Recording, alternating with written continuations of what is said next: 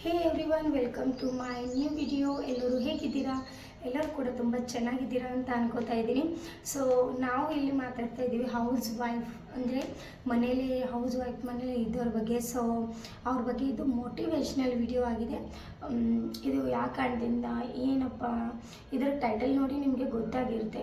So point ಇದ್ದಾವೆ, 10 ಪಾಯಿಂಟಲ್ಲಿ ನೀವು 10 point ನಿಮ್ಮ ಲೈಫಲ್ಲಿ ಯೂಸ್ ಮಾಡಿದರೆ ನೀವು ನಿಮ್ಮ ಲೈಫಲ್ಲಿ ತುಂಬ ಅಂದರೆ ಚೇಂಜ್ ಮಾಡ್ಬೋದು. ಸೊ ಈ ಒಂದೊಂದು ಪಾಯಿಂಟ್ ಮೋಟಿವೇಶ್ನಲ್ ಆಗಿ ಕೂಡ ಇರುತ್ತೆ. ಪ್ಲಸ್ ನಿಮ್ಮ ಸೆಲ್ಫ್ ಡಿಸಿಪ್ಲಿನ್, ಮತ್ತಂದರೆ ನಿಮ್ಮ ಡ್ರೆಸ್ಸಿಂಗ್ ಸ್ಟೈಲ್, ಮತ್ತಂದರೆ ನಿಮ್ಮದು ಹಳೆ ಮೆಮೊರೀಸ್, ನೀವೆಲ್ಲಷ್ಟು ನಿಮಗಂತ ನೀವು ಕಳ್ಕೊತಾ ಇದ್ದೀರಾ. ಅಂದರೆ ಫಸ್ಟ್ ಆಫ್ ಆಲ್ ನೀವು ಕಾಲೇಜ್ಗೆ ಹೋಗ್ತಾ ಇದ್ರಿ, ಅವಾಗಿನ ಲೈಫ್ ಸ್ಟೈಲ್ ಇಲ್ಲ, ಜಾಬ್ಗೆ ಹೋಗ್ತಾ ಇದ್ರಿ, ಮದುವೆಗಿಂತ ಮುಂಚೆ ಅವಾಗಿನ ಲೈಫ್ ಸ್ಟೈಲ್ ಹೇಗಿತ್ತು, ಇವಾಗ ಹೇಗಿದ್ದೀರಾ ಅಂತ ನಿಮಗೆ ನೀವು ಒಂದೊಂದು ಸಲ ನೋಡ್ತಾ ಇದ್ದೀರಾ. ಎಷ್ಟೊಂದು ಚೇಂಜ್ ಆಗಿದ್ದೀರಾ, ಬಟ್ ಯಾಕಾಗಿದ್ದೀರಾ ಅಂತ ಅದ್ರ ಬಗ್ಗೆ ಕೂಡ ಡಿಸ್ಕಸ್ ಮಾಡೋಣ. ಪ್ಲಸ್ ಇವಾಗ ನೀವು ಹೌಸ್ ವೈಫ್ ಆಗಿ ನೀವು ಮೊದಲಿನ ಹಂಗೆ ಇರ್ಬೋದು ಇವಾಗೂ ಕೂಡ ಅಂತ ಅದ್ರ ಬಗ್ಗೆನೂ ಡಿಸ್ಕಸ್ ಮಾಡ್ಬೋದು.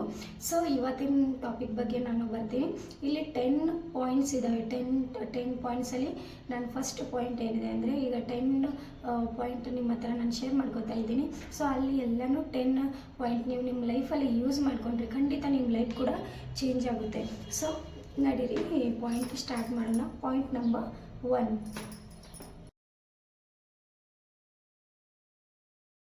So point number, clean and your dressing style and confidence. ಅಂದರೆ ಏನಪ್ಪ ಅಂದರೆ, ಇವಾಗ ನೋಡಿ ನಿಮ್ಮ ಡ್ರೆಸ್ಸಿಂಗ್ ಸ್ಟೈಲ್ ಇದೆಯಲ್ಲ, ಕ್ಲೀನ್ ಆಗಿರ್ಬೇಕಂತ, ಕ್ಲೀನ್ ನೀವು ಡ್ರೆಸ್ ಹಾಕೋದಿಲ್ಲ ಅಂತ ಅದ್ರ ಬಗ್ಗೆ ಇಲ್ಲ, ಕ್ಲೀನ್ ಮತ್ತಂದರೆ ಐರನ್ ಆಗಿರಬೇಕು ಡ್ರೆಸ್ಸಿಂಗ್.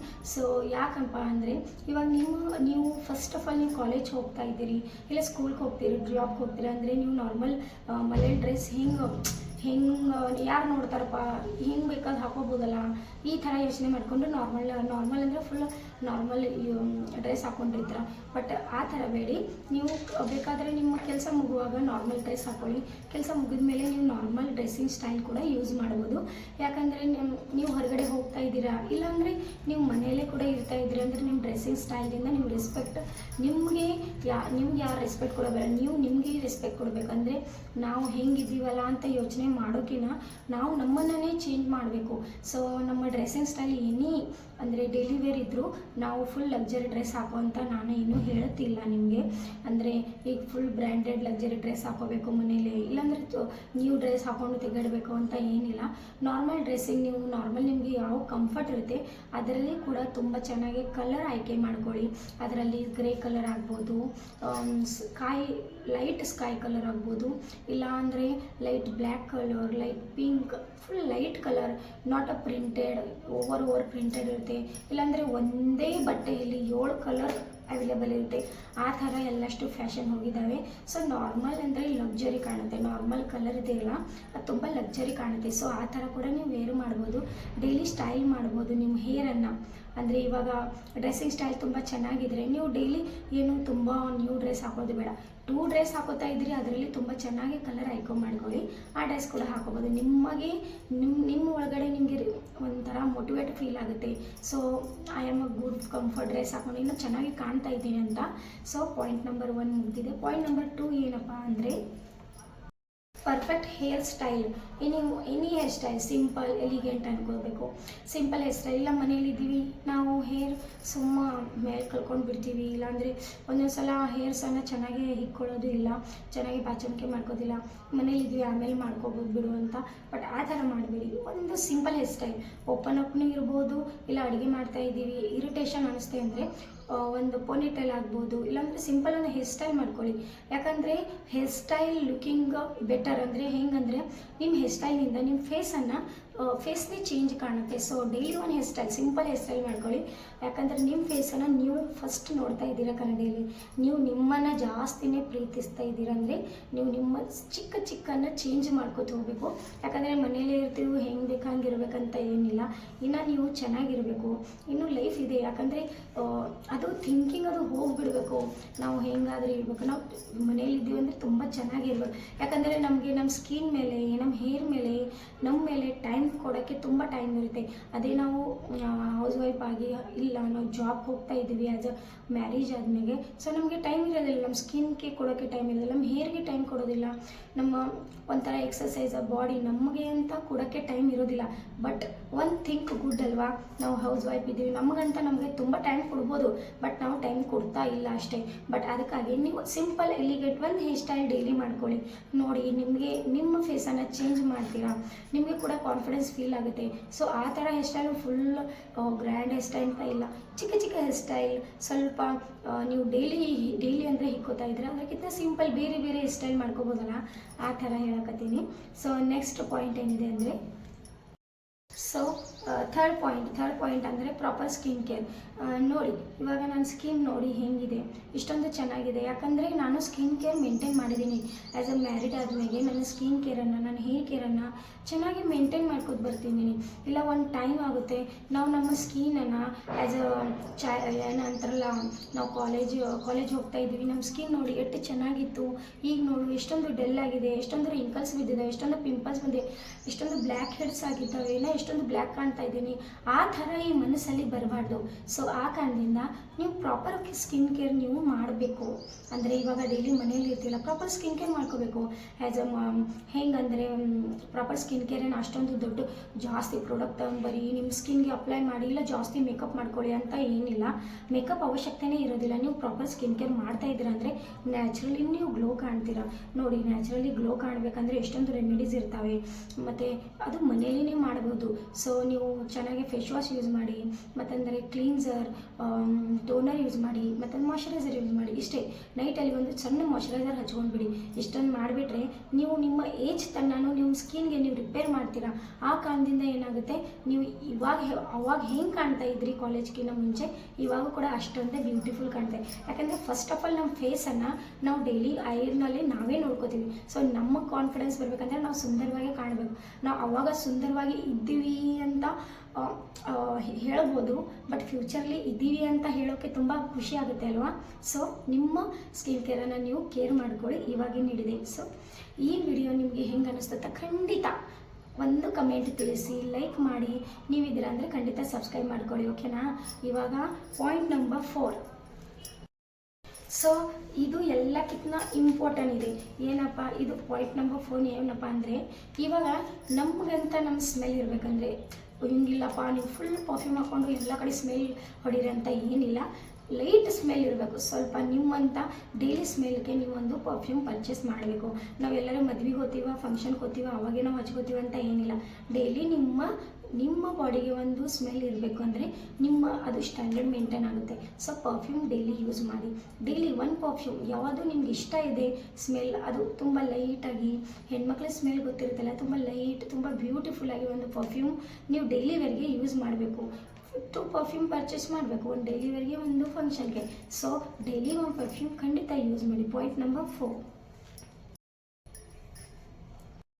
ಲಿಸ್ನಿಂಗ್ ಎನಿ ಮ್ಯೂಸಿಕ್ ಇನ್ ಹೋಲ್ ಡೇ. ಅಂದರೆ ಹೆಂಗಂದರೆ ಇವಾಗ ನಾವು ಮದುವೆ ಆಗಿದೆ, ಮಕ್ಕಳಾಗಿದ್ದಾವೆ, ಅದೇ ಕೆಲಸ, ಅದೇ ಹುಡುಗಿ, ಎಲ್ಲ ಅದೇ ಅಂತ ಹಿಂಗೆ ಯೋಚನೆ ಮಾಡ್ತೀವಿ. ಬಟ್ ಡೈಲಿ ಒಂದು ಮ್ಯೂಸಿಕ್, ನಿಮ್ಮ ಫೇವ್ರೆಟ್ ಮ್ಯೂಸಿಕ್ ಆಗ್ಬೋದು, ಇಲ್ಲ ಯಾವುದು ಅಂದರೆ ಚೆನ್ನಾಗಿ ಒಂದು ರೊಮ್ಯಾಂಟಿಕ್ ಆಗ್ಬೋದು, ಇಲ್ಲ ಅಂದರೆ ಮ್ಯೂಸಿಕಲ್ಲೇ ಎಲ್ಲ ಮ್ಯೂಸಿಕ್ ಬರ್ತವೆ. ಸೊ ಡೈಲಿ ಒಂದು ಮ್ಯೂಸಿಕ್ ಇಯರ್ಫೋನ್ ಹಾಕ್ಕೊಂಡು ಕೇಳ್ಬೋದು, ಇಲ್ಲ ಅಷ್ಟೇ ಕೇಳ್ಬೋದು. ಒಟ್ಟು ಡೈಲಿ ಒಂದು ಮ್ಯೂಸಿಕ್ ನೀವು ಕೇಳಬೇಕು ಖಂಡಿತ. ಯಾಕಪ್ಪ ಅಂದರೆ ನಿಮ್ಮ ಮೈಂಡನ್ನು ತುಂಬ ಫ್ರೆಶ್ ಮಾಡುತ್ತೆ, ತುಂಬ ಮೂಡನ್ನು ಫ್ರೆಶ್ ಮಾಡುತ್ತೆ. ಸೊ ಡೈಲಿ ಒಂದು ಮ್ಯೂಸಿಕ್ ಖಂಡಿತ ಕೇಳಬೇಕು. ನೀವು ಅಂತಿರ್ಬೇಕು ಇಷ್ಟೆಲ್ಲ ಅಪ್ಲೈ ಮಾಡಿದ್ರೆ ಏನಾಗುತ್ತೆ, ಬಟ್ ನೀವು ಕಾಲೇಜ್ಗಿಂತ ಮುಂಚೆ ಅಪ್ಲೈ ಮಾಡ್ತಿರೋದಿಲ್ಲ, ಇವಾಗ ನೀವು ಎಲ್ಲ ಬಿಟ್ಟಿದ್ದೀರಿ. ಯಾಕೆ ಅಂದರೆ ನಿಮಗೆ ಟೈಮ್ ಇಲ್ಲ. ಬಟ್ ಟೈಮ್ ಇದೆ, ಬಟ್ ಯೂಸ್ ಅಂದರೆ ಆ ಪಾಯಿಂಟ್ಸ್ ನಾನು ಹೇಳ್ತಾ ಇದ್ದೀನಿ, ಆ ಪಾಯಿಂಟ್ಸ್ ಯೂಸ್ ಮಾಡೋಕ್ಕೆ ಮನಸ್ಸಿಲ್ಲ. ಯಾಕಂದರೆ ನೀವು ಫಸ್ಟ್ ಯೂಸ್ ಮಾಡಿಲ್ಲ, ಬಟ್ ಇವಾಗ ಟೈಮ್ ಹೋಗ್ತಾ ಇದೆ. ಸೊ ಇವಾಗಿನ ಎಲ್ಲ ಮಾಮ್ಸ್ ಎಲ್ಲ ಮಾಡೆಲ್ಸ್ ಆಗಿ ಕಾಣಬೇಕು. ಯಾಕಂದರೆ ಇನ್ನೊಬ್ರನ್ನ ನೋಡಿ ನಾವು ಹೆಂಗಿದ್ದೀವಿ ಅಂತ ಅನ್ಕೊಳ್ಳೋಕ್ಕಿಂತ ಮುಂಚೆ ನಾವು ಕೂಡ ತುಂಬ ಚೆನ್ನಾಗಿದ್ದೀವಿ. ನಮ್ಮ ಮನಸ್ಸಲ್ಲಿ ಕಾನ್ಫಿಡೆನ್ಸ್ ಇರಬೇಕು. ನಮ್ಮ ಬಟ್ಟೆ ಆಗಲಿ, ನಮ್ಮ ಮಾತು ಆಗಲಿ, ನಮ್ಮ ಸ್ಕಿನ್, ನಮ್ಮ ಹೇರ್ ಆಗಲಿ ತುಂಬ ಕಾನ್ಫಿಡೆನ್ಸ್ಲಿ ಚೆನ್ನಾಗಿದೆ. ಮತ್ತಂದರೆ ತುಂಬ ಚೆನ್ನಾಗಿ ಮೇಂಟೈನ್ ಮಾಡ್ಕೋಬೇಕಂತ ಅಷ್ಟೇ. ಇವಾಗ ನೀವು ಡೈಲಿ ಒಂದು ಮ್ಯೂಸಿಕ್ ಕೇಳಿದ್ರೆ ದಿನ ಕೆಲಸದಿಂದ, ಒತ್ತಡದಿಂದ ನೀವು ಫ್ರೆಶ್ ಆಗುತ್ತೆ, ನಿಮ್ಮ ಮೂಡನ್ನು ಫ್ರೆಶ್ ಮಾಡುತ್ತೆ. ಸೊ ಖಂಡಿತ ನೀವು ಡೈಲಿ ಒಂದು ಮ್ಯೂಸಿಕ್ ಖಂಡಿತ ಕೇಳಬೇಕು.